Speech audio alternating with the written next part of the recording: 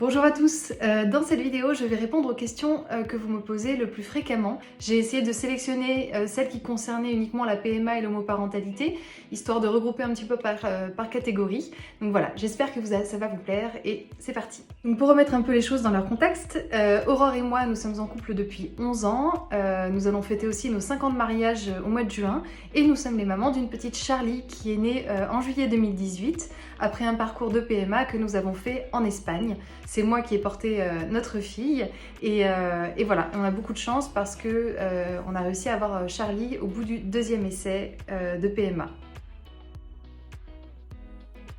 J'ai écrit un article sur le blog qui est assez complet, je vous renvoie régulièrement dessus parce que tous les jours je reçois des questions sur comment est-ce qu'on s'y est prise, etc. Mais bon, pour répondre à cette question, chaque clinique pratique des tarifs différents, même si la moyenne reste à peu près la même partout. En Espagne, dans notre clinique, donc à San Sebastián, nous avons déboursé 1 500 € pour chaque essai de PMA. Pour en avoir discuté avec elle quand même un paquet de fois, ça ne pose aucun problème. C'est-à-dire que vraiment, ce n'est pas un sujet pour elle. Aurore en avait très peur au moment où on s'est lancé dans le projet d'avoir un enfant. Elle m'en parlait souvent.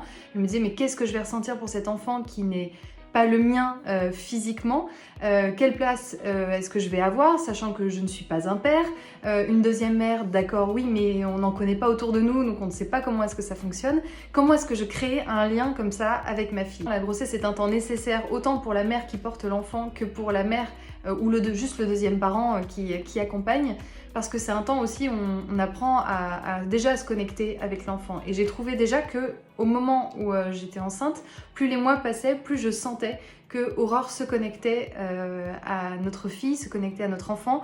Elle communiquait de plus en plus avec elle. Et dès sa naissance, à l'instant où Charlie est sorti de mon ventre, la première personne qui l'a prise dans les bras, Charlie, c'est Aurore. Charlie, au quotidien, elle appelle autant Aurore que moi, elle nous appelle toutes les deux, elle a besoin de nous de manière équilibrée et on a chacune notre place, une place particulière qu'on s'est faite sans le décider, sans acter les choses. Personne n'est jamais prêt. Même les couples hétérosexuels ne peuvent pas prétendre être parfaitement prêts au fait d'avoir un enfant et savoir quelle relation ils vont avoir avec lui et comment est-ce qu'ils vont réagir à la paternité ou à la maternité. Donc faites-vous confiance et c'est quelque chose qui se construit aussi avec le temps. Même pour moi qui ai porté Charlie, je peux vous dire qu'au moment où elle est sortie de mon ventre, ça n'a pas été le moment où je me suis sentie la plus liée avec elle. Et notre relation avec Charlie, elle grandit, elle se renforce tous les jours, mais elle n'est pas instantanée. On a choisi un mot, on a choisi Mamoun. C'est pas quelque chose qu'on impose à Charlie, et en fait au quotidien, si vous voulez, on va dire, on dit à Charlie, ça c'est maman, ça c'est Mamoun, ça c'est Charlie. Et très vite, elle nous a appelé maman toutes les deux. Et en fait, on ne s'est jamais perdu. On sait à qui est-ce qu'elle veut parler. Et ça y est, depuis quelques semaines, elle dit Mamu pour Aurore et maman pour moi. Donc les deux termes sont très clairs pour elle. De temps en temps, elle arrive à dire Mamoun, mais je pense que c'est encore un petit peu compliqué à prononcer. Et voilà, et donc si plus tard, elle a envie de l'appeler je ne sais comment, si elle a envie de l'appeler maman, en fait, ça ne me posera aucun problème. Aujourd'hui, elle arrive à un âge où effectivement, elle ne pose absolument pas de questions sur ses origines, mais où elle a besoin, elle montre dans les livres, elle va montrer la maman, elle va montrer le papa, les grands-parents, le chien, le chat, enfin voilà. Et pour nous, c'est exactement dans ces moments-là qu'on commence à aborder ce sujet. C'est-à-dire qu'on va lui dire, voilà, là tu vois, Choupi, qui est son héros favori du moment, Choupi, il a un papa, une maman, il a ses grands-parents, il a une petite sœur. Toi, Charlie, tu n'as pas de papa, tu as 2 mamans, tu as aussi des grands-parents, tu n'as pas de petit frère ou de petite sœur, tu as 2 chats, tu vis dans une maison rouge, etc. Et en fait, je sais pas comment dire, pour elle, c'est totalement acquis, j'ai l'impression déjà. C'est-à-dire qu'elle va nous montrer, dire maman, Mamoun, Charlie, 2 mamans, 2 mamans. C'est des choses qu'elle répète souvent quand voilà, les enfants, ceux qui en ont savent, hein, ils ont besoin de répéter les choses. Et pour nous, c'est important, c'est-à-dire qu'on a acheté quelques livres sur le sujet de l'homoparentalité, sur le sujet, de manière générale, des schémas familiaux qui peuvent être différents, c'est-à-dire qu'il y a des enfants qui ont qu'une maman, qu'un papa, des parents séparés, des familles recomposées, qui sont élevés par leurs grands-parents, etc. Et donc on a eu pas mal de livres sur tous ces schémas-là. Le but n'est pas de lui mettre la pression là-dessus, c'est juste lui montrer l'éventail possible des choses dans la vie, et juste qu'elle comprenne qu'elle appartient à tel schéma, mais que tel petit copain de la crèche, lui par exemple, vit seul avec son père, ou celui-ci vit seul avec sa mère, et voilà comment sont les familles d'aujourd'hui. Donc oui, c'est un sujet qu'on aborde, c'est un sujet qui est important d'être abordé. Un des discours essentiels des anti-PMA est qu'on ment aux enfants. On ne doit pas mentir aux enfants. Il y a une chose qui est certaine, c'est que je n'ai jamais menti à ma fille, je ne lui mentirai jamais, en fait. Et c'est là où eux se trompent. C'est-à-dire que moi j'ai un discours absolument transparent avec elle, on lui explique, voilà, on a été prendre, alors avec nos mots évidemment, hein, on a été prendre une petite graine, la graine d'un homme qui nous a donné sa graine en Espagne. Cette graine, on l'a mise dans le ventre de maman et ça a permis que tu puisses arriver dans notre vie. C'est simple en fait, et les adultes se prennent souvent trop la tête à ce sujet-là. Nous, pour son donneur, nous avons quelques informations, mais qui sont très limitées, qui sont des informations physiques, sa taille, son poids, la couleur de ses cheveux, de ses yeux, sa nationalité quand même. C'est tout ce qu'on a, parce qu'on a signé des papiers qui garantissent son anonymat, et ça ne peut pas être modifié.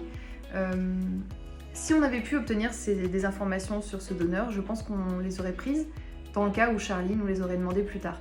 Moi, je trouverais ça assez normal que Charlie un jour nous pose la question et nous dise voilà, maman, Mamoun, j'aimerais savoir qui est mon donneur. J'aimerais connaître son identité. Je comprendrais totalement ce besoin-là en fait, et on l'accompagnerait de la manière la plus complète possible avec les moyens qu'on a aussi. Donc ça c'est normal, mais il y a une chose qui est sûre, enfin, dont je suis sûre, c'est qu'elle ne recherchera pas un père. Chercher des origines génétiques, ça n'a rien à voir avec rechercher la présence d'un parent qui a manqué, comme d'autres enfants peuvent manquer d'un père ou d'une mère en grandissant.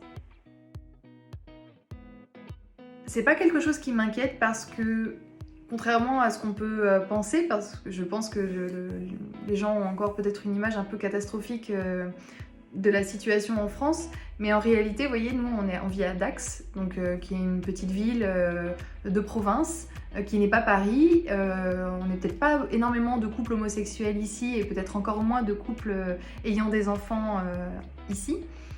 Mais je n'ai jamais ressenti, ça fait 3 ans qu'on vit là, je n'ai jamais ressenti la moindre remarque, le moindre regard bizarre sur nous. Moi je pense que mon travail en tant que mère, c'est de lui donner les armes et de lui donner des réponses claires pour que si un jour elle fait face à des questions ou à des remarques, et ben qu'elle puisse avoir les armes pour y répondre de la même manière que moi j'ai pu trouver mes armes pour répondre à toutes ces attaques ces dernières années.